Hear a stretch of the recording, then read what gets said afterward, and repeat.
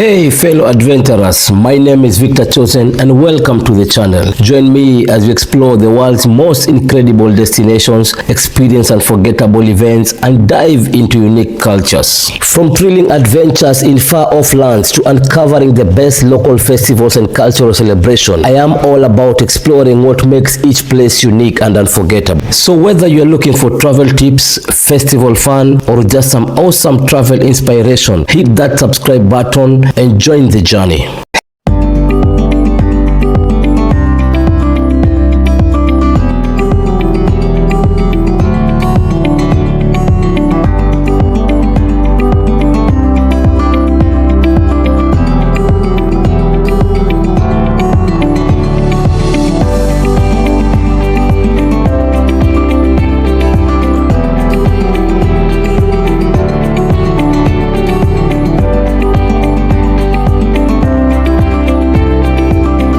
Hello my beautiful people, welcome once again to my YouTube channel.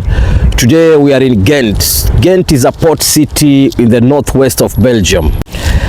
It's at the confluence of the Ley and the Scheldt rivers.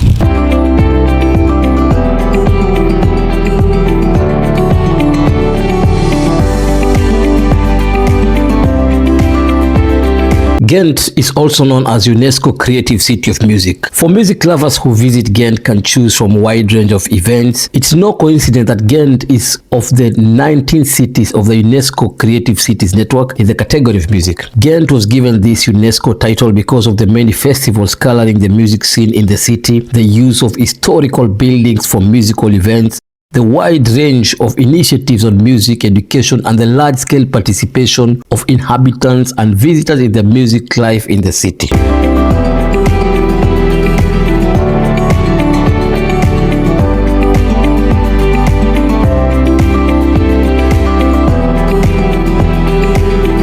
Ghent is Belgium's fourth largest and most beautiful city. This city is a home to 250,000 people and a flourishing flower export trade. An important port, Ghent city centre is a pedestrian area that is like a museum to early Flemish architecture and a testament to the city's medieval might. Filled with impressive Gothic sites such as dramatic St. Bavo's Cathedral and the Castle of the Counts. The works of the Flemish masters are housed in the distinguished Museum Vusion Kunst. If you are a food lover and a treasure hunter, you are in luck. Ghent residents love to collect old knickknacks and enjoy life's little luxuries. Today during my visit, this was the market day, and Ghent is the place for the good life and great food. If you like indulge yourself in gourmet on your city trip, Ghent is a place to be. Foodies and collectors, we love the markets, and for the markets they have flower markets, book market, typical local markets, bric-a-brac at Beach St. Jacobs, and also they have vegetable and craft market.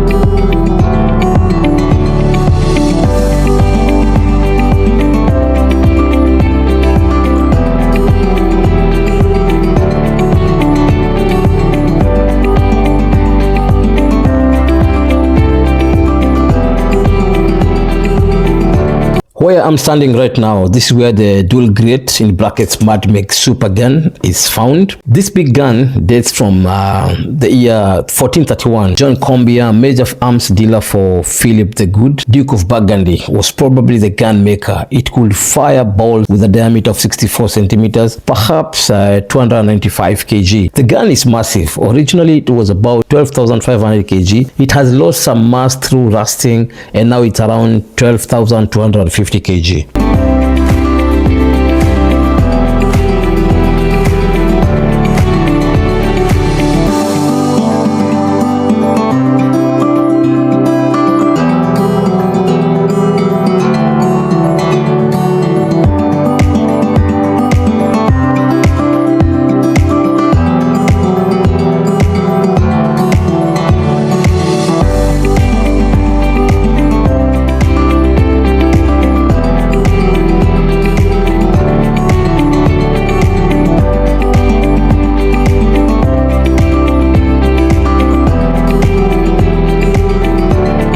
And just right in the city center, there's the castle of the counts. This medieval fortress hasn't been lived in for centuries, but the charm of its layers of walls and rooms, narrow stairways and rail battlements lives on. Just behind the moat, the castle is also known as the Gravensteen. You are a food lover? Yes. Of course, you can't go to Belgium without trying the Belgian beer, the waffle and the Belgian fries. But you should know by now, the Belgian fries are not the French fries.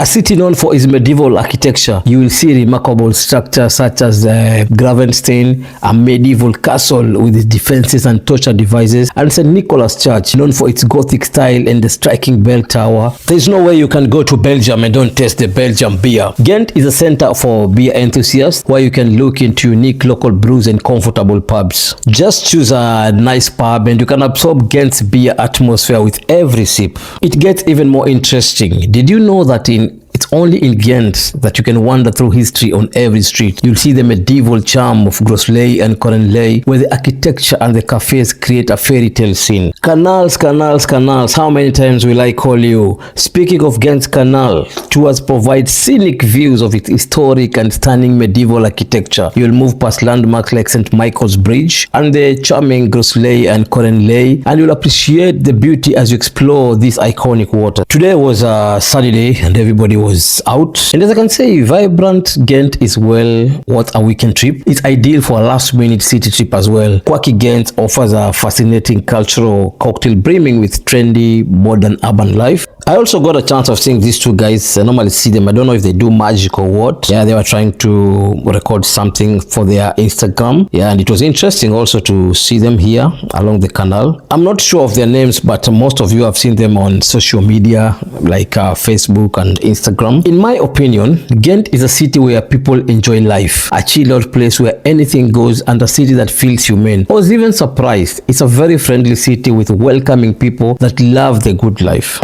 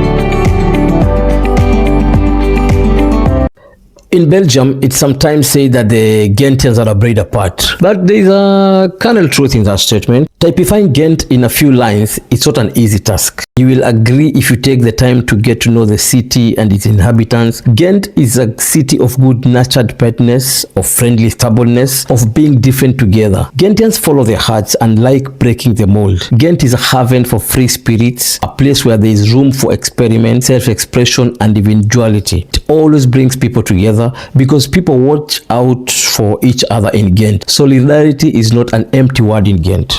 It's getting more and more interesting. Are Ghent people rebellious? Yes, they are a bit rebellious. Did you know that the inhabitants of this city did not want to pay taxes at Holy Roman Emperor Charles V in the 16th century. They did not want to contribute financially to his expensive imperial wars. This act of rebellion was nipped in the bud by the emperor when he entered the city with his army. Another example, in 1949, students of Ghent University called for an occupation of the castle of the counts in protest against the beer price increase. And do you know the reason why they did that? Yes, they considered beer drinking a basic right. They went to the historic monument in mass for humorous demonstration that made the international press. This shows that the rebellious side of Ghent goes back a long time. One thing about Ghent, there are two churches that are closer. You can visit, like the one you're seeing behind me is St. Bavo's Cathedral. You can see one of the churches there.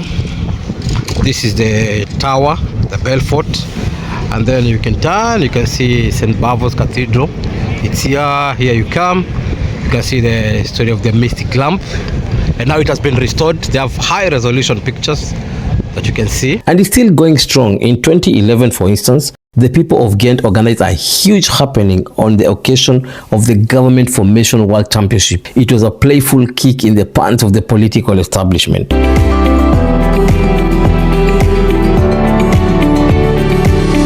If you're also a person who loves gardens, behind this church is a small garden. You can see it in front of me. Here there's a little park. You can come with your lunch and enjoy the sun, and also it's a nice bench here for an afternoon. And also during summer, it's a good place to come. You can just relax here and chill.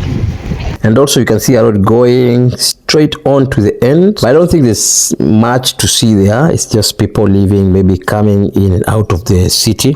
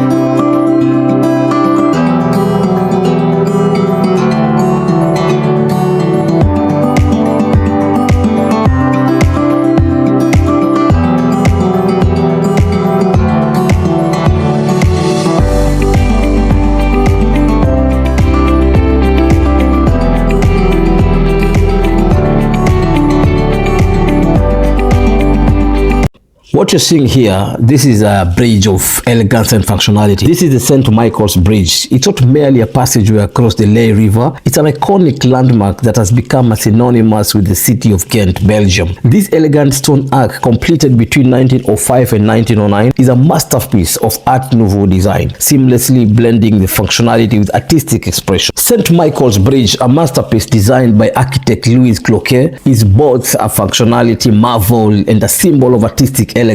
Replacing an old swing bridge, it was constructed to provide a more permanent and a grandiose structure capable of withstanding the demands of modern transportation while elevating the city's aesthetic appeal. Its sweeping arches, crafted with precision and adorned with intricate stone carvings, form a harmonious blend of strength and beauty. You can see people up the bridge taking pictures. It's good for memories, and it also has very beautiful backdrop.